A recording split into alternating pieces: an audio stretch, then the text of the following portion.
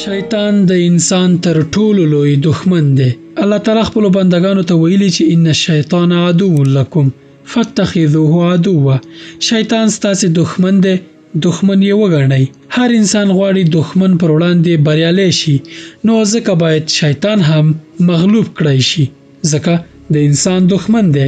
داسې یوه دعا شته چې کله انسان وایي شیطان ژاړي او هیله کوي چې کاش چا دا دعا نه وای ویلې.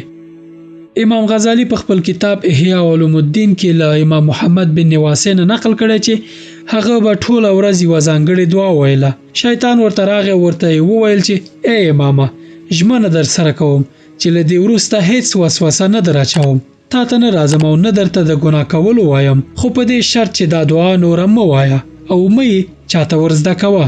امام ورته وویل چې هیڅ کله نه، زه به یې هر چاته ورزده کوم، ته چې هر څه کوې کوئ. غواړئ په دې دعا وپوهیږئ؟ دا دعا ده: اللهم انك سلطت علينا عدوا عليما بعيوبنا يرانا هو وقبيله من حيث لا نراهم، اللهم آيسه منا كما آيسته من رحمتك وقنته منا كما قنته من عفوك وباعد بيننا وبينه كما باعدت بينه وبين رحمتك وجنتك. دا دعا شیطان به سیکه کوي او هیله کوي چې کاش چا نه وای ویلې.